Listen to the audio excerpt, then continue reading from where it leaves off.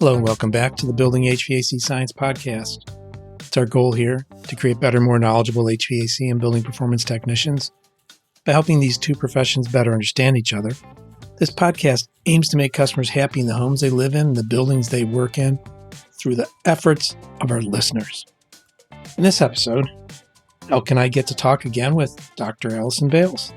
He's a renowned building science expert, in case you didn't know. Take a look at the links in the show notes to learn more about his background and the book he's written. But he's going to talk today in this episode about his firsthand experiences in retrofitting a 1960s ranch home in Georgia. And he talks about the challenges, things he uncovered, lessons learned, and unexpected discoveries along the way. He really dives deep into the realities of balancing technical expertise with practical decision-making, something we really, all our customers, all our consumers ourselves, we have to do on a regular basis. He talks about the importance of communication with contractors, the dynamic environmental factors like radon and air leakage. They're not constant all the time. Even the loads are not constant all the time. We all know these things, but this creates challenges in maintaining performance and doing design in existing homes. So whether you're an HVAC professional, homeowner, or simply curious about building science, I think this episode will provide a wealth of knowledge wrapped in a relatable anecdote with, of course, a little bit of humor. And here we go. Dr. Allison Bales. He doesn't want to be called that, but I'm going to call him that now anyway. Asbestos, air sealing, and ERVs. Navigating home renovations with science. Good morning, good afternoon, and good evening, good night, some other time of day. Hello, everyone. Welcome back to the Building HVAC Science Podcast. Eric Kaiser here, Mr. Bill Spohn over there, and a guest today that most of you have probably heard of, read something from, maybe heard him speak, met him at a conference somewhere, Mr. Allison Bales. Welcome to the show. I'm sorry, Dr. Allison Bales. I'm sorry. Oh, thank you. I'm not a stickler about calling me doctor. Mr. Allison Bales is fine. Now, I don't like it when people call me Ms. Allison Bales, but and that does happen a lot. We'll refrain from that today. And you did make it into a book of Who's Who. I'm in Who's Who of American Women, the Millennium Edition. Yep. That's got to be an honor, I think. Oh, yeah. Maybe a dubious honor. Yeah, I have fun with it. In the pre-show conversation here, we were talking about Elson has done a lot of work on the home he lives in Georgia. And he's learned some things and learned some important lessons and has a lot of great observations, as he always does, similar to what I've learned. And Eric was talking about, the things that we do and the homes that we built, the homes that we live in may slip on by a lot of people. And I think that's what we're going to be focusing on here today. So, Allison, quick background in case there's one of our thousands of new listeners is not familiar with you. My name's Allison, and I have a PhD in physics, and I'm a recovering academic. I taught high school physics before grad school for 3 years, and then I got my PhD and taught at the college level for 6 years, and discovered that life was not for me. I'd like to do things, and so the first part of my recovery was building a house. That was, 23 years ago I started that project. And that launched me into this new career in the world of building science, and I absolutely love it. I wish I had discovered it a couple of decades earlier, before my 40s, but hey, it happened at the time it was supposed to happen, I guess. So I live in Atlanta, Georgia. I have a company called Energy Vanguard. We do mainly residential HVAC design. There's 6 of us in the company, and I do a lot of speaking and writing. I have a book out called A House Needs to Breathe, or Does It? And the answer is no. It's on page 23. I also have a blog and do a lot of other writing and speaking stuff. Yeah, and if you haven't subscribed to his emails or read his blog yet, if you're in HVAC or building science, highly recommend that. Or even if you're a homeowner looking to learn something new, go read all of his stuff, just from one end to the other. You might be there for a little while. They're written in a very fun style, lots of illustrations, and they get right to the point. Great writing. Thank you. And the book is kind of a synopsis of a lot of the main stuff I've covered. It's an introduction to building science as a subtitle, and I cover everything from thermal comfort to hot water to rain screens and duct design. It's all in there. Fantastic. A lot of fun, for sure. I can say I've applied some of it to my own home and working good. So what's up with your residence? What have you been doing lately? My wife and I bought this house in 2019, so we've lived in it for a little over 5 years now, and the basement was a mess when we bought it.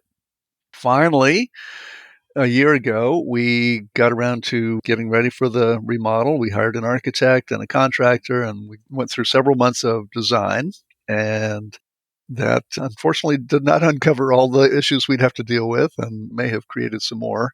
So we got started in February with the demolition, which included some asbestos abatement because it's a 1961 ranch house and had the worst part of the asbestos was the tape on the ductwork, the old metal ductwork from the 60s. And there was also some of the drywall joint compound tested positive for asbestos. So that was the first day of the project in February this year. We got the demolition done and then dove in and we dug up the slab in at least 4 different places because we replaced some of the old cast iron drain pipes for the sewer system. We put in a new interior perimeter drain system.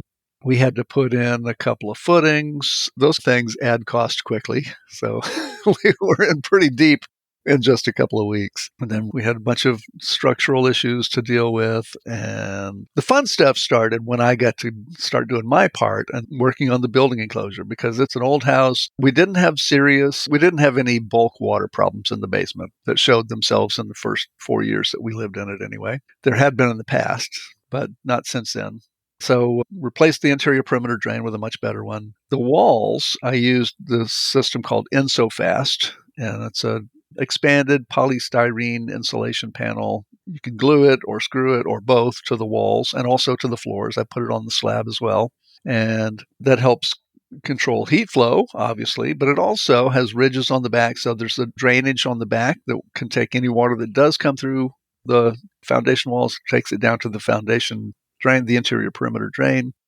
And got new windows and a new door and lots of air sealing. So the house already, I did a blower door test a couple months ago, and we had reduced the air leakage by about 20% just with the basement remodel.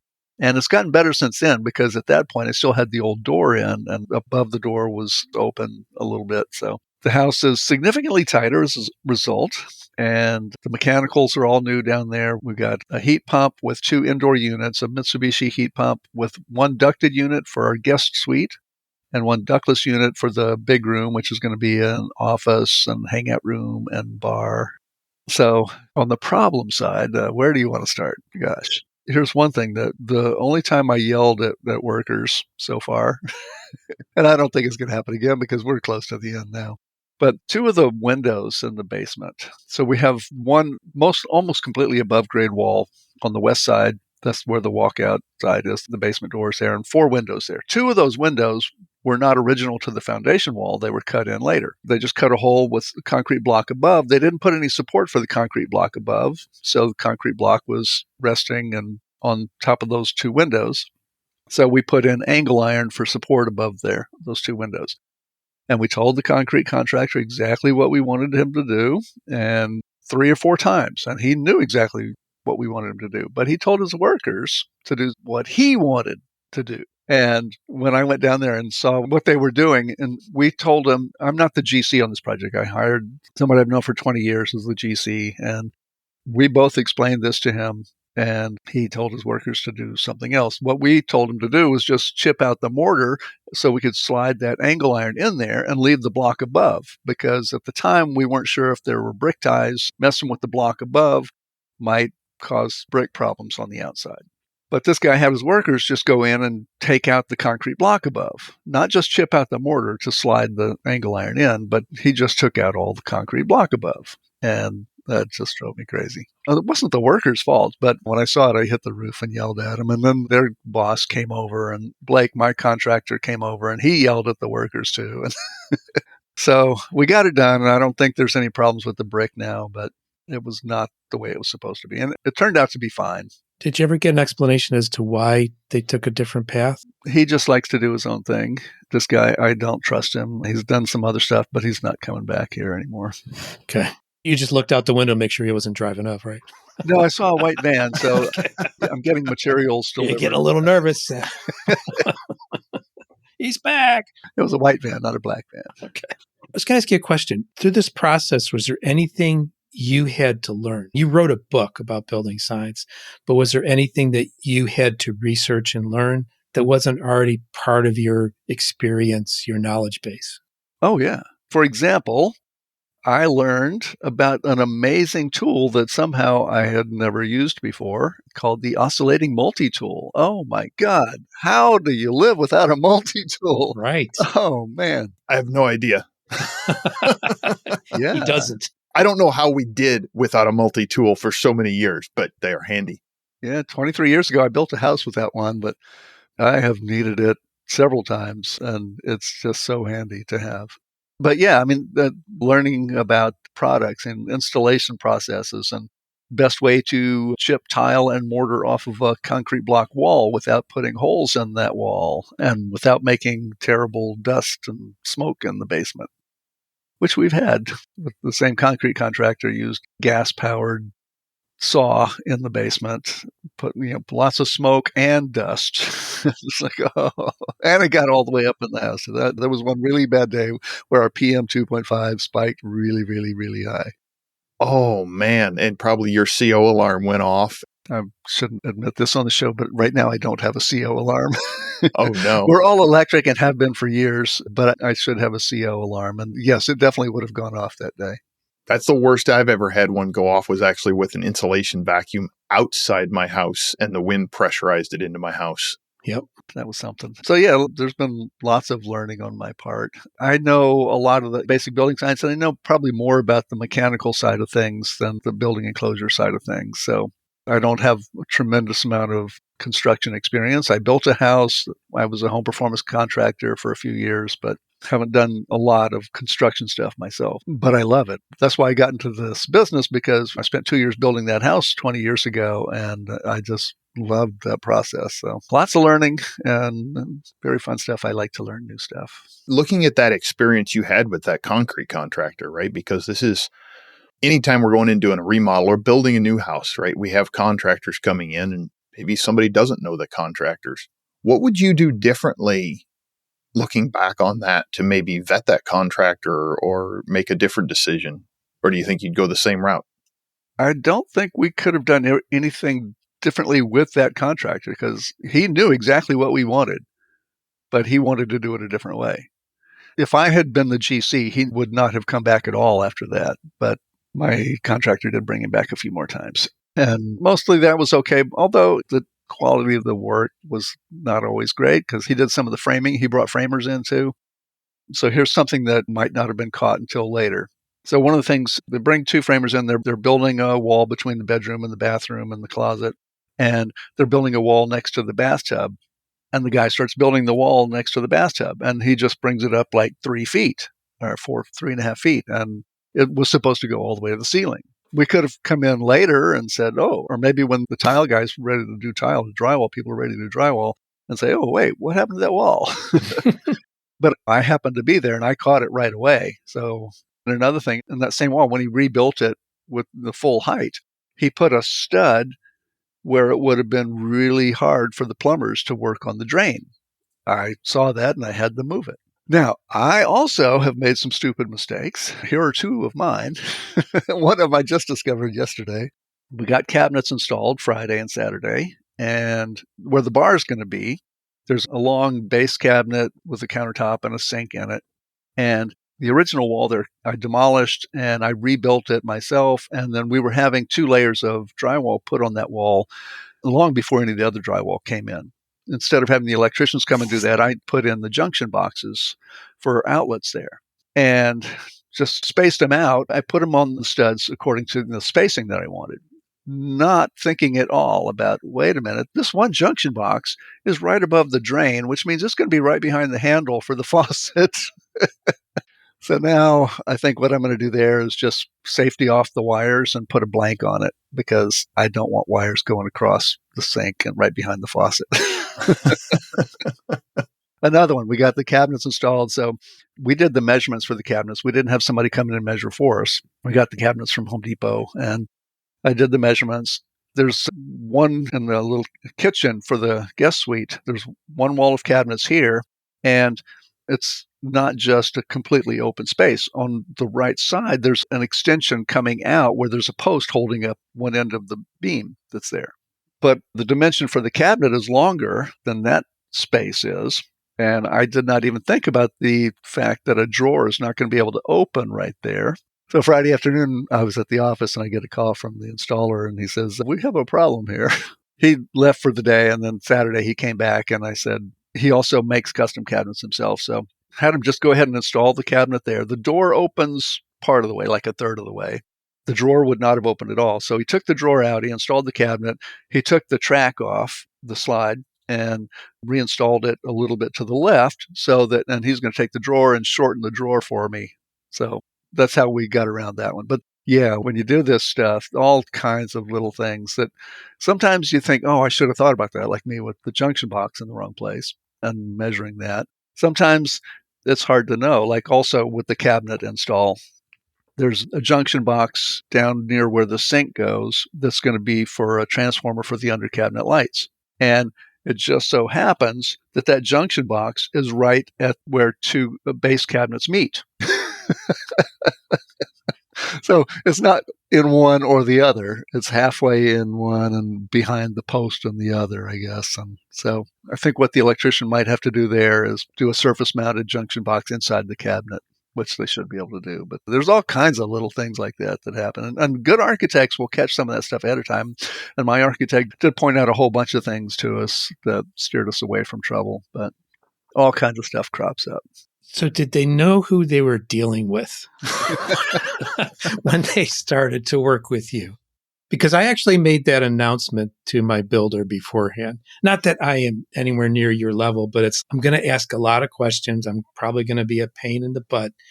This is me, and I just got to know certain things. And did you communicate that?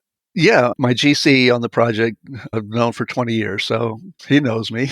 And my HVAC contractor is a guy that we refer business to all the time, so he certainly knows me. And I'm going to do a little video with him because one of the things that he told me after we had the inspection, I think it was the framing inspection, the inspector said something about how good the mechanicals looked. And Mark, my HVAC contractor, said, "Oh, yeah, when we do jobs with your designs, we never have a problem with the inspection. The inspections go so easy because they look at that and they say, oh, yeah, you know what you're doing." Those two knew who I was. The others, I'm not dealing directly with the others a lot of times because the contractor, my GC, calls them in. We have a different arrangement than most people have with a remodeling contractor because we're sort of running the show together. I've brought in some of the contractors myself, the plumbers, HVAC, interior perimeter drain, but he's brought in most of all the others. And I've done a bunch of the work myself, which is also odd. For them having to deal with somebody like me, some of them may never want to work with me again. Because when you press them on certain things and you expect things to be level and plumb, and they don't know how to deal with that. Did you ever get into a situation where you whipped out a whiteboard and a marker? No, we haven't done that. Don't have a whiteboard down there, but can certainly do that with notepads. I think we have gone through things with drawing things out for them on a notepad, but not a whiteboard. Got it. That's a good idea, though. Keep a whiteboard down there. And you really assert yourself, like, here's what we're going to do. It'd be a great place for even a whiteboard like that on a job site. I could see being very useful for communication to the workers, not just handing them a set of plans, but talking them through this and letting them give feedback, say, hey, here where we think there's going to be a problem. How are we going to deal with this? Yep. Speaking of communication, here is one thing that I thought about. When the drywall guys were installing the drywall, the hangers did their job, and then the finishers came in and they put the corner bead up everywhere. And we had 3 places where they were putting up the bullnose corner bead instead of the square 90-degree corner bead. And on the windows, they forgot and they just put up the regular corner bead. Their boss, the drywall supervisor, was on the phone with them, walking through everything they were doing there. And he told them very clearly, use the corner bead, the bullnose on the windows and this opening over here. But they didn't get to that till like 2 or 3 hours later.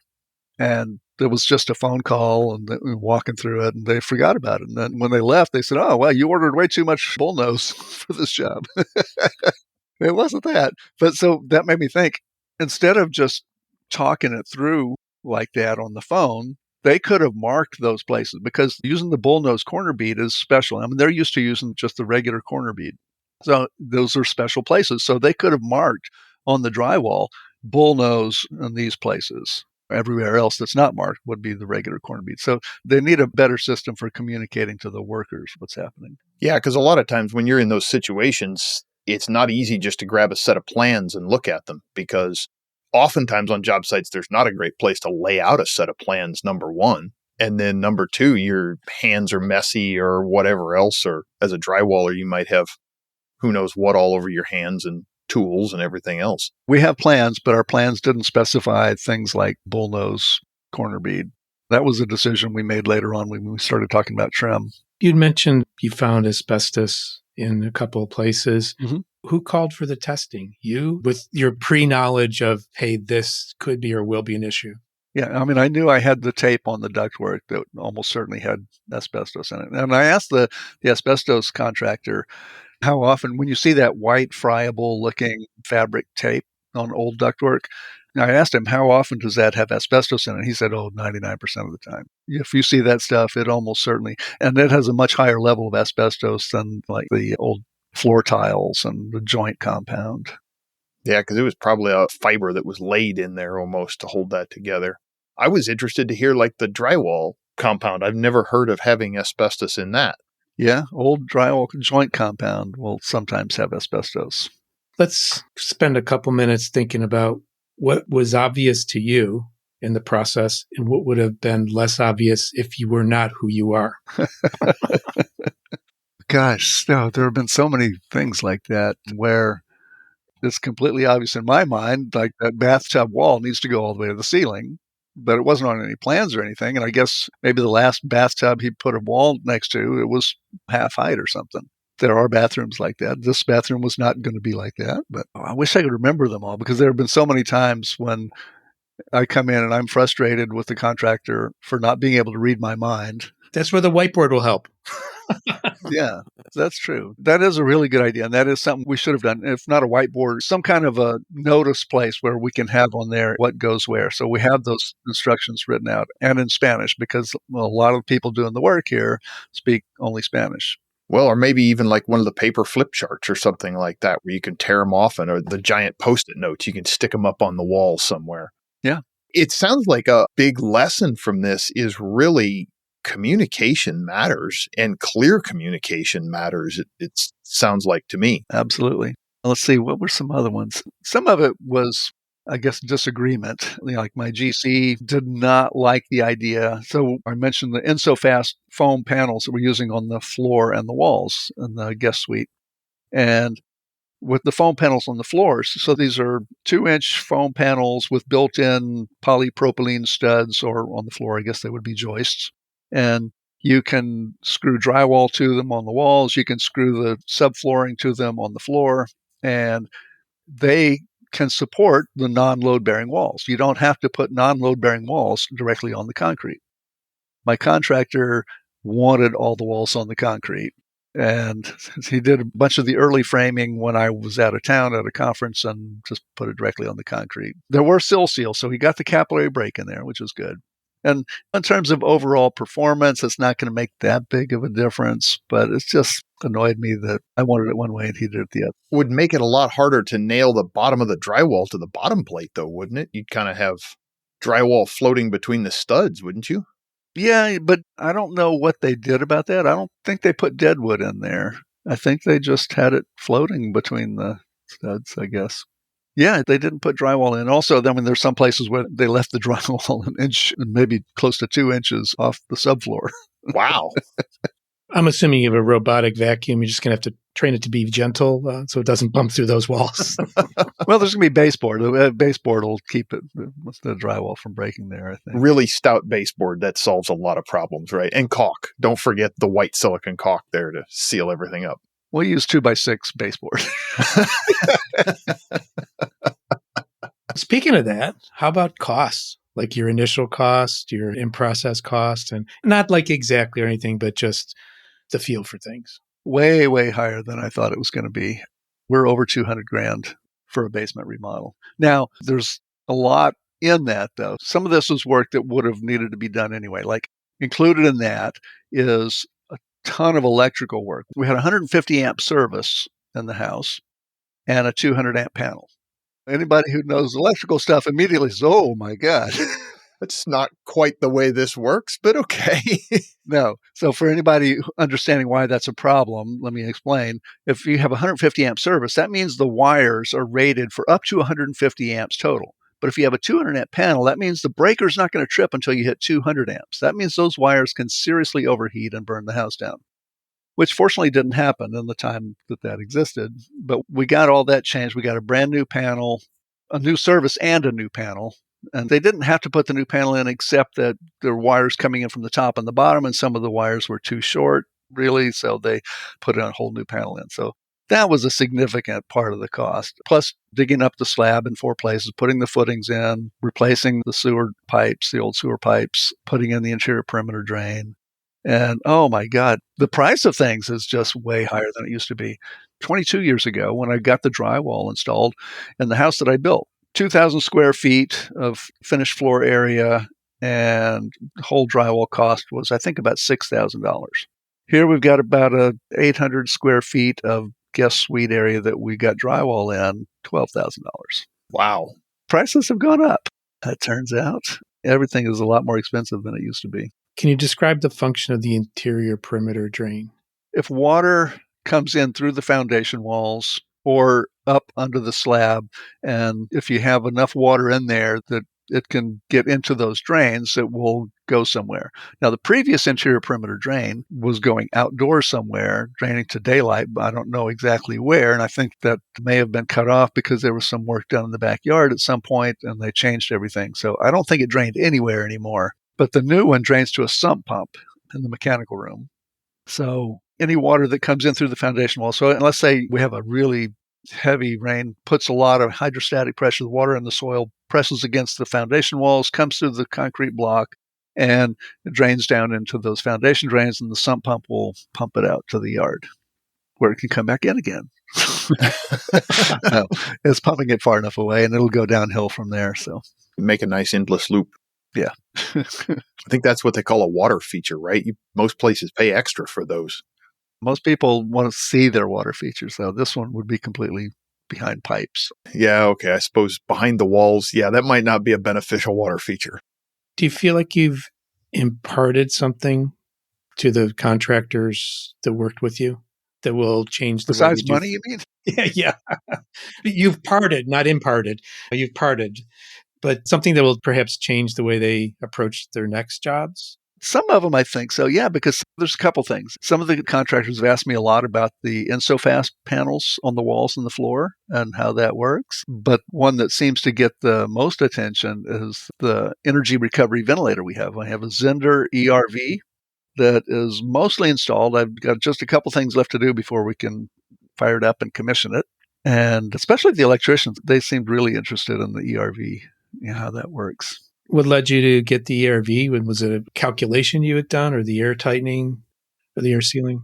That's a great question. It's an old house, and it used to be a very leaky house. It's much less leaky now. We are, in my last blower door test, we were about 7 ACH 50, air changes per hour at 50 pascals with the blower door running. 7 air changes per hour with the blower door running is what that means.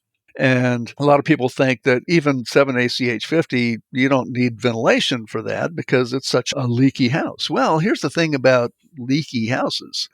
They're not leaky all the time. They're mostly leaky in cold weather when you have a big temperature difference and more stack effect. They also can be very leaky on windy days. They also can be very leaky if you have some mechanical systems always sucking air out of the house, or if you have unbalanced duct leakage. So if you don't have mechanical systems creating pressure differences and it's not windy and it's not cold and you don't have any real stack effect happening, you're not getting many air changes happening. So even old leaky houses, you still probably want to have some kind of ventilation for, because you go in the bedroom at night and close the door in that old leaky house and you might end up with 2,000 or 3,000 parts per million of CO2. Because you're just not getting the circulation, the ventilation. Well, and distribution of those leaks is going to make a difference too on how leaky that is, because if all your leaks are in the ceiling, and like you've done a lot of work in the basement, sealed up the basement really well, you're not going to get a lot of leaks in natural ventilation out of that. Yeah. We have a pretty tight basement now. The crawl space is encapsulated, and I've been through there a few times. I need to get in there and do some air sealing in there because it wasn't done perfectly, or I need to do some more work on that. The attic is encapsulated, so it's also very tight. So a lot of our air leakage now is happening on the main floor because we haven't done anything with the walls or the windows here. So some of that leakage comes from the garage. And it's not just how much air you're getting, but it's where is the air coming from. If it's coming from a garage, our garage is not bad because right now it's just one electric vehicle parked in there. We don't have a gas lawnmower or anything. But some garages have very, very bad air. So it's ventilation, even with old houses, is a good thing, I think. And Zehnder, I have some friends who used to work at Zehnder, and one of them, two of them were still working there at the time, and they managed to get me a complimentary ERV from Zehnder, which is amazing because if you know the world of ERV, Zehnder is the cream of the crop. It's one of the most efficient. It comes with a complete distribution system and controls, and it's an amazing piece of equipment. So I'm looking forward to getting that thing fired up. Interesting. As we wrap up our conversation here, are there more blogs coming out related to your home? Like how many more? How many more? Oh, I have no idea how many more, but definitely more. Especially, once it's all done and operating, I'm going to write about the performance. We got the heat pump started up last week, so we have heat in the basement now for the first time since we've lived in the house. So I wrote my book in the basement, and there were times when the basement temperature was in the mid-50s, and I was sitting down there with a sweater on and a space heater on each side of me and still cold. It's so nice to have heat in the basement now. Wow. And insulation, so it doesn't need nearly as much heat, and air tightness. But one of the things that I still have to deal with, and I'm hoping maybe when I get the ventilation system going, the radon is still a problem.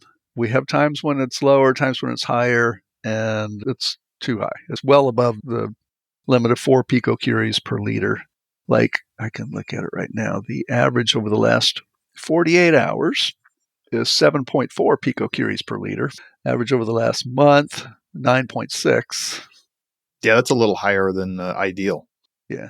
Average for the year, though, for 1 year is 4.2 because I had a period from February through September when it was mostly really low. There's so many things about homes, like you're talking about. The leakage changes over time. The radon changes over time. The heating and cooling loads, the humidity levels, the carbon dioxide levels with occupancy and closed doors. Dynamic homes are a dynamic environment. Absolutely. On that note, our dynamic speaker, Allison, will you be at the symposium this coming year? Oh, yeah. Okay, fantastic. I will be giving one talk this year there. Yep. So people, please look up the symposium link. If you can't make it there or you missed out on the tickets, please attend the virtual version and get to see Allison in person, and also Mr. Kaiser too. Looking forward to seeing you again, Allison. It's always a good time, and I always learn something. Yeah, the symposium's great. I love that. It's one of my favorite events. Agreed. Thanks for coming on, and when you get to the point of measurements, let's bring you back. All right. I will do that. Yeah. Be happy to.